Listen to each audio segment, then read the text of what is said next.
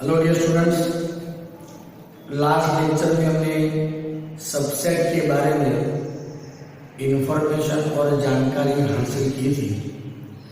In this video lecture we are going to study illustration number 9। Consider set 5 A B C and what is the relation between them, among them। दोस्तों, subset के बारे में कहेंगे। Set दूसरे set के लिए subset हो सकता है, लेकिन हम बात करते हैं नल सेट की, तो null set is subset of each set.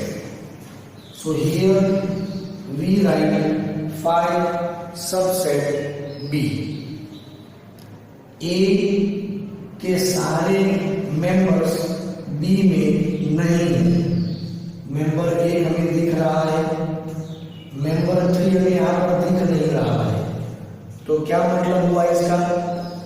A is not subset of B. दूसरी बात दोस्तों, ए के सारे एलिमेंट्स सी में दिख रहे हैं, तो हम यहां पर कह सकते हैं ए सबसेट सी। बी के जो एलिमेंट्स है 1, 5, 9 वो सी में मौजूद है, तो हम कह सकते हैं बी सबसेट सी। समझ रहे हैं? एक और मैं रेफरेंस की बात बताना चाहूंगा दोस्तों।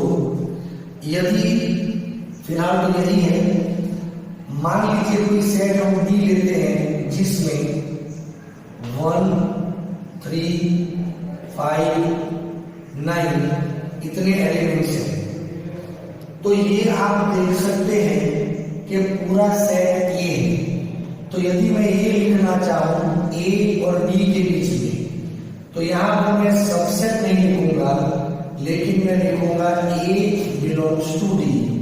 आप इस बात पर ध्यान दीजिएगा, सेट और सेट के बीच में सबसेट का सिंबल है, लेकिन यहां पर बिलोंग्स टू का सिंबल है।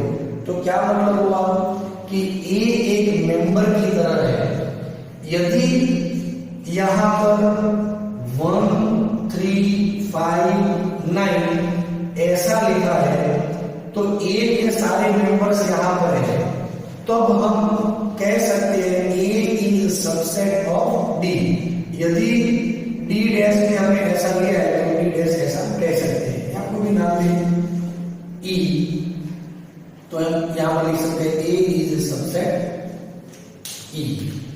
तो इन दो बात पर आपको ध्यान देना है।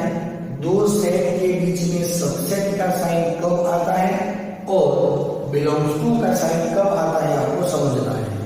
ये दोस्तों सिमिलर इलस्ट्रेशन नंबर 10 जो है वो आपको सेल्फ ही प्रैक्टिस करनी है, तो आप खुद प्रैक्टिस करें, आपको समझ में आ ही जाएगा। हम बात करते हैं नेक्स्ट टॉपिक में subset of set of real numbers. दोस्तों, वैसे तो हम डिफरेंट काइंड ऑफ सेट्स के बारे में पढ़ चुके हैं। एन, जेड, क्यू, आर, और एक सेट है जिसे हम बोलेंगे डी। ये सिंबल थोड़ा सा चेंज रहता है, फिर भी एन की हम बात करें तो क्या है, तो it's a set of natural number. Natural number माने 1, 2, 3, 4 ऐसी वैल्यू होगी। जेड माने integers, may be positive, negative as well as zero. तो यहां पर हो सकते हैं infinite, -2, -1, 0, 1, 2। So this all are infinite set. Q की हम बात करेंगे तो फ्रैक्शन वैल्यू है, यहां पर लिखने में कुछ कह नहीं सकते, क्योंकि यहां पर क्या है, तो इंटीजर भी है और फ्रैक्शन भी है, जैसे कि 1/2, 3/2, मेनी मोर ले सकते हैं, और कुछ स्पेसिफाई नहीं कर सकते। और वैसे भी इनफाइनाइट सेट को रोस्टर फॉर्म में लिखने में बहुत ही दिक्कत आती है, सभी सेट को हम रिप्रेजेंट नहीं कर पाते हैं, तो इसको रिप्रेजेंट करना बहुत ही मुश्किल है रोस्टर फॉर्म में। R is the set of real numbers and ये रेशनल नंबर है RQ, और ये सेट ऑफ इरेशनल नंबर।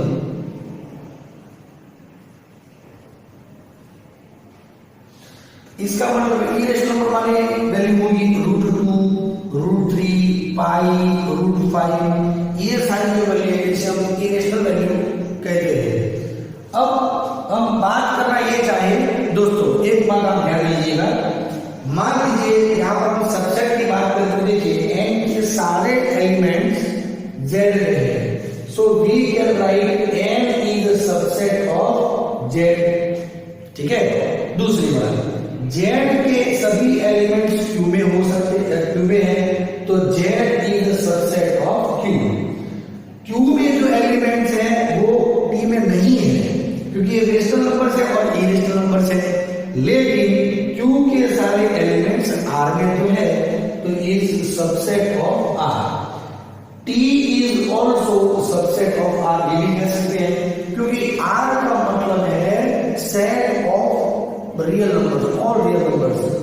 जो रियल है वो रेशनल भी है, जो रियल है वो इरेशनल भी हो सकते हैं, तो वो सभी इसमें आ सकते हैं। तो यहाँ पर बता सकते हैं सेट्स के बारे में, n is subset of z, z is subset of q, q is subset of r, and also t मतलब set of irrational number is also subset of r। Clear दोस्तों? ओके, आगे हम बढ़ना चाहेंगे इंटरवल्स और सबसेट।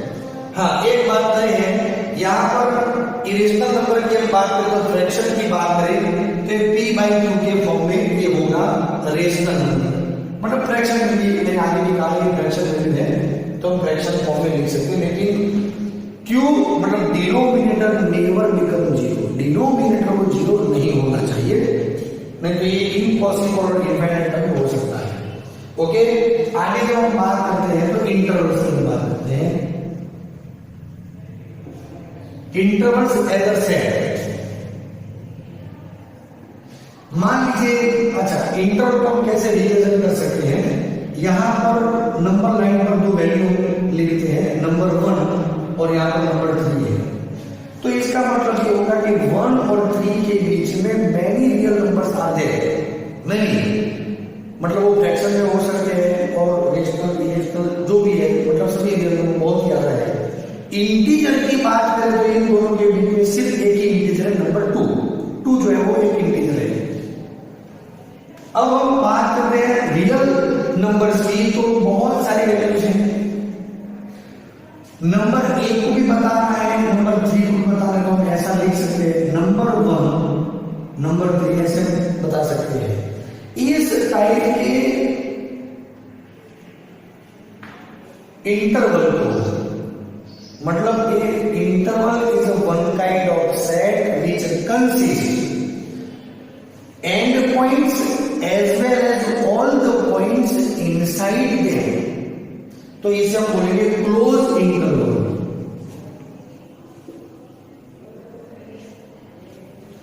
तो यदि हम ये कहते हैं A B close interval A belong to A, तो इसका मतलब ये होगा, यानी सिंबल लेते हैं सपोज x, तो a is less than equal to x is less than equal to b।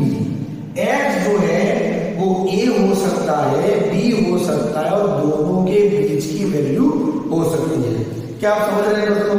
दूसरी बात, अब हम कहते हैं इसे a b, this set is known as open interval. Open interval, it means the set which consists all the numbers inside or between two end points, but never cover end point. A cover नहीं हो सकता, B cover नहीं हो सकता, लेकिन इन दोनों के बीच की सभी वैल्यू आ सकती है। यदि मैं ये लिखूं कि x belongs to open interval AB, तो हम इसे रिप्रेजेंट कर सकते हैं a is less than x is less than b। x जो है वो a और b के बीच में है, मतलब अंदर में है, a नहीं है और b नहीं है। क्लियर दोस्तों? अब हम इस ब्रैकेट को कहेंगे a b, या ये क्लोज है और ये ओपन है, तो इसे हम कहेंगे क्लोज ओपन इंटरवल। यदि हम x belongs to a, b ऐसा कहते हैं तो a less than equal to x less than b, मतलब x possess a but not b and also between a and b।